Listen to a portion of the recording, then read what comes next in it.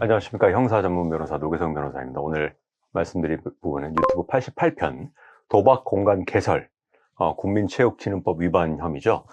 그리고 제가 직접 수행했던 그 필리핀 도박 사이트 꽃계열 직원들이 자수를 하고 영장실질심사 대응 이후에 불구속 상태 그리고 구속된 상태 재판을 받아서 집행유예를 모두 받은 실제 수행 사례 3가지 케이스를 말씀드리고자 합니다. 우선 첫 번째로 자수서를 제가 직접 준비해가지고 경찰청에 제출하는 과정이 있었습니다. 그 자수서에는 그 의뢰인분이 자수하기 전에 저와의 협의 과정을 거쳐서 범행 기간 그리고 어떤 역할이었는지 수익금이 무엇이었는지 뭐 실제로 운영팀이었는지 뭐 재무팀이었는지 뭐 홍보팀이었는지 뭐 스포츠팀이었는지 어떤 그 역할이나 뭐 이런 부분이 다르고요. 가장 결정적으로 이제 출입국 내역이 있기 때문에 범행 기간이 어느 정도 됐는지, 그리고 코로나로 인해서 영업이 안 됐던 부분, 그리고 들어가서 바로 일을 하는 것이 아니고 또 귀국하기 전에 출입국 내역이 있다고 해가지고 바로 들어오기 전까지 일을 하는 것이 아니기 때문에 이 범행 기간을 최대한 좀 축소시킬 수 있는 범위 내에서 기간을 좀 줄이는 부분이고요. 월급을 뭐 보통은 처음에는 뭐 한 300만 원 정도에서 시작을 하다가 역할이 조금 더 올라가면서 이제 금액이 올라가는 부분이 있는데, 범행 기간에 맞춰서 수익금 부분, 월급 부분이 어떻게 됐는지, 그리고 어떤 명절 때 어떤 특별 보너스를 받았는지, 아니면 뭐 지각이나 이런 부분 때문에 어떤 벌금으로 어떤 수익금 부분, 월급이 좀 차감된 부분이 있었는지, 어떤 이런 부분까지 좀 디테일하게 정리를 해가지고 자수서는 한쪽으로 좀 간단하게 적고요. 변호인 의견서로 추가 서면을 제출하는 데 있어 좀 자세하게 반영을 하지만 자수서는 지금 제가 보여드리는 것처럼 조금 간단하게 어떤 범행 기간, 역할 이런 부분을 한쪽 정도로 정리해서 자수서를 먼저 제출하는 것이 우선입니다. 제가 직접 사이버 수사대, 경찰청에서는 아직 사이버 수사대가 남아 있고요.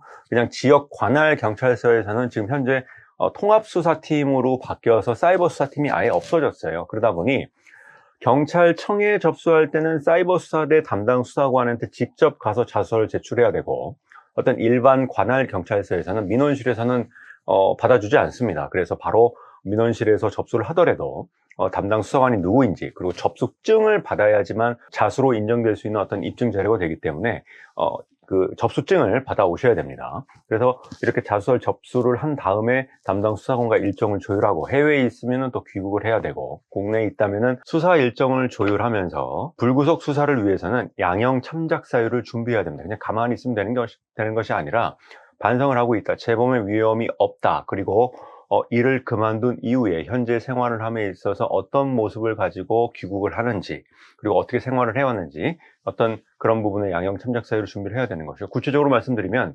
우선은 도박 방지, 도박을 안 하겠다, 도박 사이트에서 일을 했지만 도박과 관련된 일을 하지 않겠다라는 어떤 준법 교육, 그리고 도박 금지와 관련된 교육 프로그램이 있거든요. 그걸 인터넷으로 수강을 해서 수강증을 증거로 제출하는 방법이 있고요. 그리고 반성문 내용도 제가 이 디테일하게 먼저 한번 적어달라고 한 다음에 제가 다시 한번 감수를 해드리는 그런 과정이 있습니다. 제가 직접 내용 문구나 좀 부적절한 표현 이런 걸 잡아드리는 부분이 있고요. 그리고 다 이제 자수하시는 분들은 가족분들이 있기 때문에 신원 보증 및 출석 확약서가 있습니다. 가족분들이 우리 의뢰인분이 이제 경찰 조사를 잘 받고 더 이상 뭐 도망가지 않고 이런 부분, 그리고 성실하게 출석해서 재판에 임하고 경찰 조사에 임할 것이라는 신원 보증 및 출석 확약서라는 것이 있고요. 그것도 제가 문구가 있고, 그런 부분을 그것을 가족분들한테 전달을 해서 가족분들이 자필로 적어주시는 그런 방법이 있습니다. 그리고 기부금 납부하는 부분, 기부금 납부하면 기부 증서, 기부금 영수증이 나오고요. 그리고 어떤 봉사활동 내역이 있다면, 그리고 현재 국내 체류에 있다면 더더욱더 봉사활동을 하면서 반성의 모습을 보이는 것이 양형에도 굉장히 큰 도움이 될 수 있습니다. 담당 수사관분한테 제가 연락을 해가지고 조사 일정을 잡고요. 자, 이 경우는 전문 변호사, 이제 형사사건 경험이 많고 경찰 조사 입회 경험이 많은 변호사가 바로 옆자리에 앉아서 피의자분과 우리 의뢰인 옆에 바로 제가 옆자리에 앉아서 그 진술 내용을 코칭을 하는 거거든요. 그리고 코칭을 할 때 원칙적으로는 진술을 하는 당사자, 피의자가 본인이 진술하는 것이 원칙이긴 합니다만, 경찰에서는 그 노트북을 사용할 수 있게 해줍니다. 그 노트북을 펼쳐놓고 조사에 임할 수 있고, 그 과정에서 어떤 조사의 내용, 답변 내용을 어느 정도 좀 도움을 드릴 수 있는 부분도 있고요. 아무래도 검찰보다는 경찰에서는 이제 변호사가 조금 답변 내용의 어떤 코칭을 하는 것이 좀 원활한 부분이 있습니다.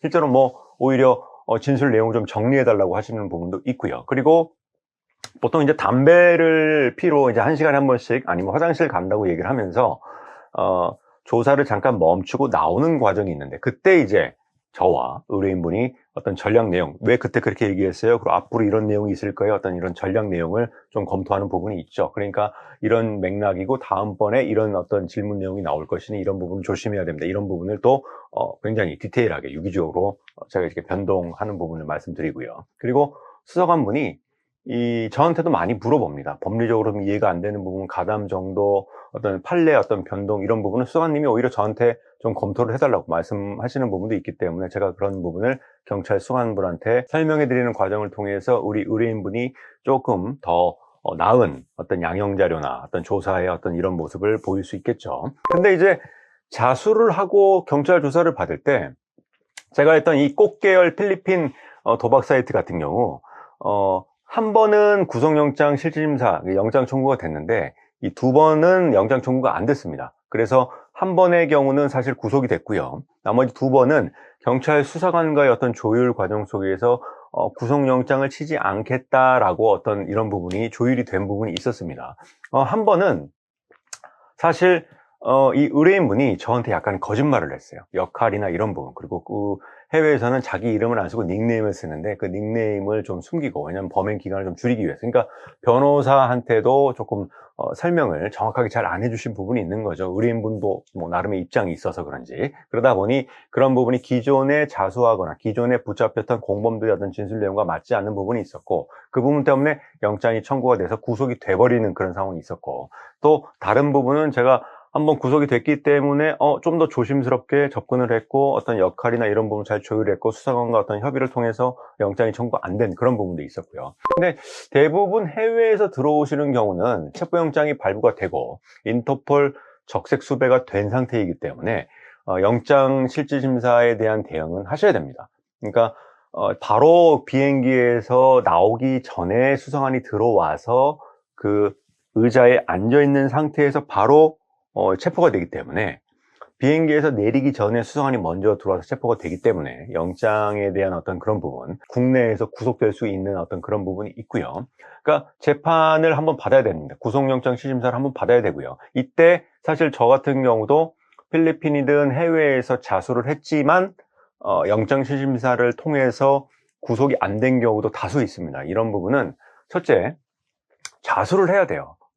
자수를 하는 부분은 굉장히 일반적인 사건에서는 보이지 않는 좀 이례적인 부분이기 때문에, 자수를 하고 그 이후에 주거지가 명확하고 가담 정도가 어떻고 수사가 충분히 돼서 증거인멸의 우려가 없고 도망의 우려가 없고 이런 부분, 재범의 우려가 없고 자수를 했고 어떤 개전의 정이 있는 부분을 조금 어필을 하면, 재판부에 따라서는 통계적으로 한 평일 구속영장은 70%, 주말 구속영장은 80%, 그러니까 한 30%는 영장 발부가 안 될 가능성도 있는 것입니다. 제가 또 구속영장이 발부가 안 될 수많은 케이스가 있는데요. 그런 부분은 도박 사건의 경우도 가담 정도가 좀 짧거나 이런 경우가 있다면 영장 발부가 안 될 수도 있습니다. 구속영장 발부가 되면 검찰에서는 이제 구속된 피의자에 대해서는 한 번은 이제 조사를 합니다. 한 번 조사를 하고 그 다음에 재판을 받는 과정이 있고요. 만약에 구속이 안 된 경우라면은 검찰에서는 조사 없이 재판으로 기소해서 바로 재판을 받는 경우가 있는데요. 그때는 만약 구속이 안 됐으면은 이송 신청을 해서 집 주변 관할 법원에서 재판을 받도록 할 수가 있고, 만약에 구속이 된다면 그 구속된 구치소 주변에 검찰청에서 기소를 해서 법원에서 아마 재판을 받는 경우가 있는데요. 이때도 가담 정도를 좀 소명하기 위해서 증인신문을 할 수 있고, 아니면 최소한은 제가 봤을 때는 자수를 한 그런 특수한 사정이 있기 때문에 피고인신문 과정을 거쳐서 재판을 한 2번 정도, 증인신문까지 한다면 3번 정도, 이런 부분을 통해서 가담 정도나 역할, 그리고 수익금 부분에 대해서는 충분히 소명을 해야 되고, 아까 말씀드렸던 어떤 양형 참작 사유가 풍부하게 준비가 되어 있다는 부분을 재판부에 좀 어필을 해야 됩니다. 그 판사님들도 한 달에 뭐 수백 건씩 재판을 해야 되고, 매주마다 뭐 2주에 한 번씩 이렇게 선고를 해야 될 것이 굉장히 산적해 있기 때문에, 그리고 공소장 1번주에 의해서 공소장 외에 증거 기록을 처음에 볼 수가 없어요.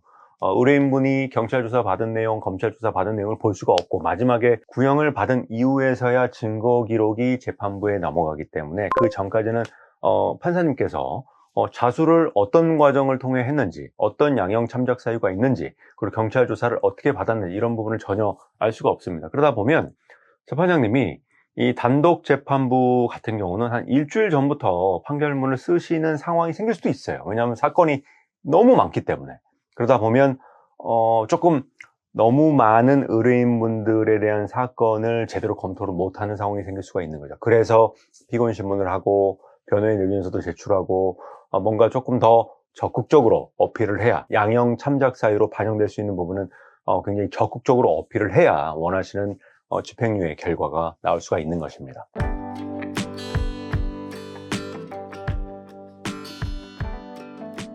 도박 사이트와 관련된 일 때문에 변호사를 선임하고자 하는 그런 분이 계시다면 제게 연락을 주시면 도박 관련된 사건은 제가 전문적으로 많이 수행해 본 경험이 있기 때문에 도움을 드릴 수 있도록 하겠습니다. 감사합니다.